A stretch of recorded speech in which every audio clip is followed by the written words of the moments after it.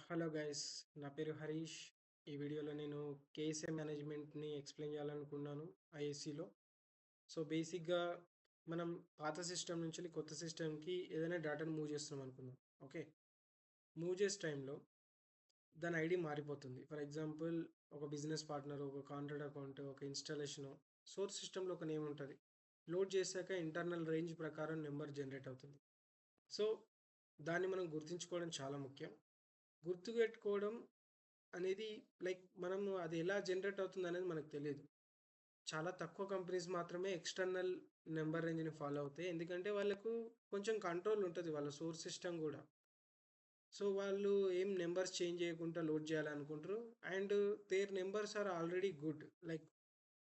ఒక number range ఇంకో number రేంజ్లో పడదు. బీపీకి వాడే నెంబర్ రేంజ్ సిఏకి వాడరు, సిఏకి వాడే number range. So and some companies కొన్ని ఆబ్జెక్ట్స్ మాత్రమే నెంబర్ రేంజ్ ఎక్స్టర్నల్ పెట్టుకుంటుంది. సో ఇలా ఇంటర్నల్ పెట్టుకున్నప్పుడే మనం కేఎస్ఎంకి ఎక్కువ ఇంపార్టెన్స్ ఇస్తాం. ఎందుకంటే కేఎస్ఎం అనేది మనం పాత సిస్టంలో ఒక నెంబర్ ఓల్డ్కి ఉంటుంది. కొత్త సిస్టంలో మార్చినప్పుడు అది ఏ నెంబర్కి చెందిందో దాన్ని సరిగ్గా లింక్ చేయలేదనుకో, చాలా ప్రాబ్లం క్రియేట్ అవుతుంది. దీన్ని మనం ఎమిగల్లో టెమ్కేఎస్ టేబుల్లో ఈ కేఎస్ఎం సంబంధించిన డేటా ఉంటుంది.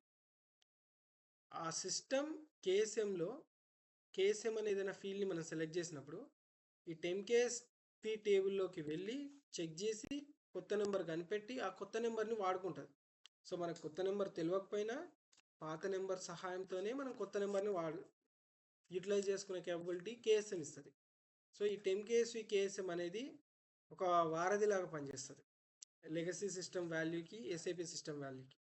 మనకి ఎస్ఏపి సిస్టంలో ఏం వాల్యూ ఉందో తెలియకపోయినా మనం కనిపెడతాం. ఇన్ కేస్ మనం చైల్డ్ ఆబ్జెక్ట్ని లోడ్ చేసినాం, పేరెంట్ ఆబ్జెక్ట్ కేఎస్ఎం అని మెన్షన్ చేయలేదు, లెగసీ వాల్యూ యూజ్ చేసినాం అనుకో, ఎర్రర్ మెసేజ్ 101 వస్తుంది. ఏమనంటే legacy system another thing, legacy system higher level does not exist అనే ఎర్రర్ వస్తుంది. అండ్ 10K చాలా విధాలుగా యూజ్ అవుతుంది. ఇంకొకటి, మనం ఎప్పుడైనా ఒక రికార్డ్ని లోడ్ చేసినాం అనుకో, మనం సేమ్ లెగసీకి యూజ్ చేస్తే లెగసీకి ఆల్రెడీ మైగ్రేటెడ్ అనే ఎర్రర్ వస్తుంది. ఈ ఎర్రర్ రావడానికి కూడా కారణం 10K. ఎందుకంటే 10K ఒక రికార్డ్ ఉందంటే మళ్ళీ ఇంకో రికార్డ్ రాదు. So that is the advantage. Okay, 10K ఉన్న ఫీల్డ్స్, కంపెనీ కోడ్, ఆబ్జెక్ట్, లెగసీకి అండ్ న్యూకి, ఇవన్నిటి కాంబినేషన్ ఆల్వేస్ యూనిక్గా ఉండాలి. So that's it.